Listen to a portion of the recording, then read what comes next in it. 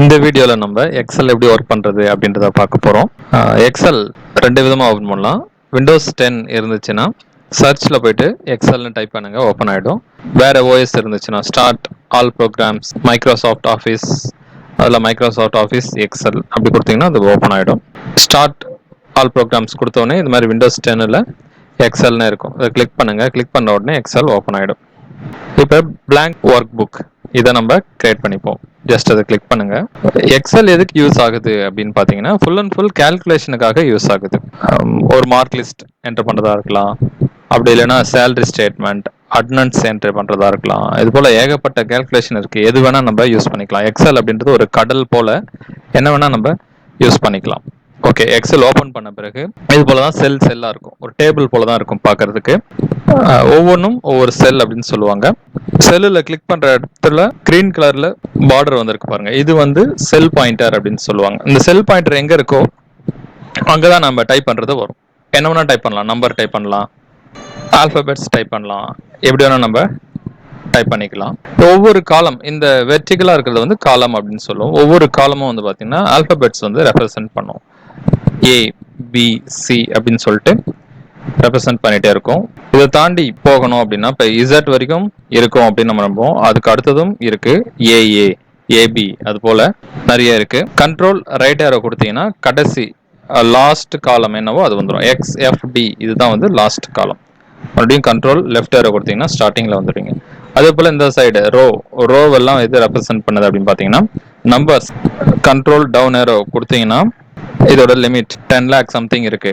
Control அப் aero கொடுங்க, மேலே வந்துடும். அவ்வளோவும் நம்ம டைப் பண்ண மாட்டோம்.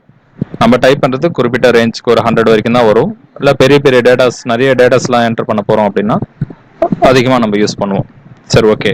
இப்போ மூவ் பண்ணுறதுக்கு ஏரோ கீஸ் யூஸ் பண்ணி மூவ் பண்ணிக்கலாம். மவுஸ் மூலமாகவும் கிளிக் பண்ணலாம். செல் பாயிண்டர் எங்கே வேணால் மூவ் பண்ணி வச்சுக்கலாம். இப்போ நான் வந்து ஒரு நம்பர் டைப் பண்ணுறேன், இன்னொரு நம்பர் டைப் பண்ணுறேன். இப்போ எக்ஸல் அப்படின்னாவே கேல்குலேஷனுக்காக அப்படின்னு சொல்லியிருந்தேன். இப்போ வந்து நான் என்ன பண்ண போறேன், இந்த ரெண்டு நம்பர் ஆட் பண்ண போறேன். 45 35 ரெண்டுத்தையும் ஆட் பண்ணி வேற ஒரு செல்லில் வேல்யூ வேணா போட போறேன். நார்மலா கேல்குலேட்டர் மூலமா நீங்க ஆட் பண்றீங்க அப்படின்னா என்ன பண்ணுவீங்க, ஃபர்ஸ்ட் எடுத்து 45 பிளஸ் 35 கொடுத்துட்டு ஈக்குவல் டு கொடுப்பீங்க. ஈக்குவல் டு கொடுத்த உடனே ஆன்சர் நம்மளுக்கு வந்துடும். இப்போ வந்து எக்ஸல்ல கொஞ்சம் சேஞ்ச் என்ன பண்ணணும் அப்படின்னா ஃபர்ஸ்ட் எடுத்தோடனே ஈக்குவல் டு கொடுக்கணும். ஈக்குவல் டு 45 பிளஸ் 35 இது போல கொடுத்து என்டர் கொடுத்தோடனே ஆன்சர் நம்மளுக்கு வந்துடும். இது போல அடிஷன், சப்ட்ராக்ஷன், மல்டிப்ளிகேஷன், டிவிஷன், எந்த அரித்மெட்டிக் ஆப்ரேஷன் வேணாலும் பண்ணிக்கலாம். இது போல நம்பர் யூஸ் பண்ணி பண்ணியிருக்கேன். இப்போ நம்பர், அதாவது அந்த வேல்யூ யூஸ் பண்ணாம அதோட செல் அட்ரஸ் யூஸ் பண்ணி நான் வந்து கால்குலேட் பண்ண போறேன். ஈக்குவல் டு இந்த 45 இருக்கிற செல் அட்ரஸ் எப்படி சொல்லுவாங்க அப்படின்னா ஃபர்ஸ்ட் காலம் எது ரெப்ரசென்ட் பண்ணுதோ அந்த லெட்டரை நம்ம ஃபர்ஸ்ட் மென்ஷன் பண்ணிட்டு அதுக்கப்புறம் ரோ எது இருக்கோ அதை சொல்லணும். இப்போ இது வந்து C3ல தான் வந்து அந்த 45 இருக்கு. அப்ப C3 பிளஸ் நம்ம கொடுக்கும் போது கரெக்டா அது செலக்ட் ஆயிடு பாருங்க. இப்போ 35 எங்க இருக்குன்னா D4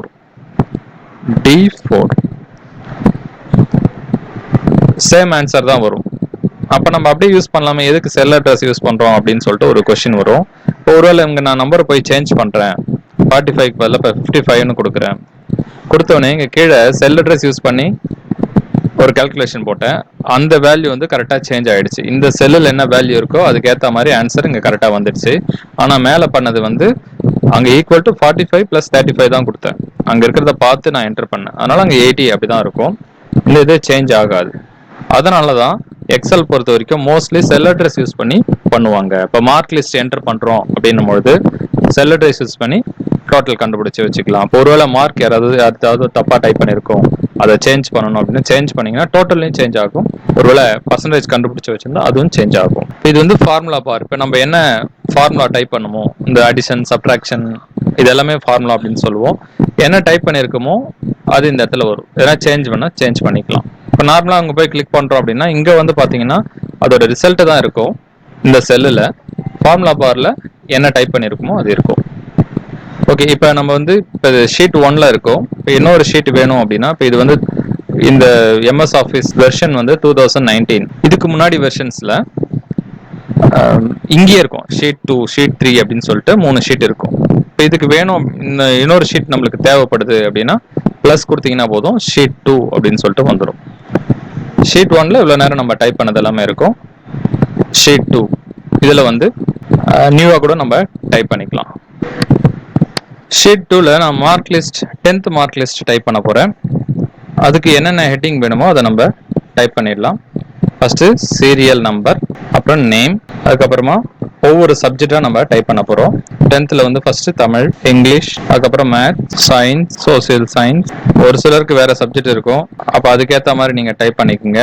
அடுத்தது டோட்டல், அதுக்கப்புறமா பர்சன்டேஜ் ஆர் ஆவரேஜ்.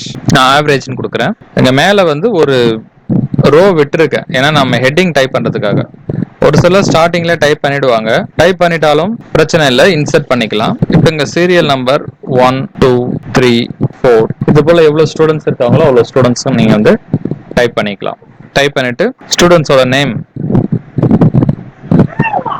ஒவ்வொரு நேமா நீங்க டைப் பண்ண போறீங்க. எடுத்த மார்க்கை வந்து நீங்க டைப் பண்ண போறீங்க. டோட்டல் கண்டுபிடிக்க போறீங்க அப்படின்னா ஈக்குவல் டு, நான் ஏற்கனவே செல் அட்ரஸ் கொடுத்துருந்தேன்ல, அந்த செல் அட்ரஸை யூஸ் பண்ணிக்கோங்க. செல் அட்ரஸ் இப்போ தமிழ் சப்ஜெக்ட் எங்க ஸ்டார்ட் ஆகுது, C3ல வந்து ஸ்டார்ட் ஆகுது. அப்ப C3 பிளஸ் D3, இது இங்கிலீஷோட மார்க். அதுக்கப்புறமா E3, இது வந்து மேக்ஸோட மார்க். சயின்ஸோட மார்க் வந்து F3, சோசியல் சயின்ஸ் வந்து G3.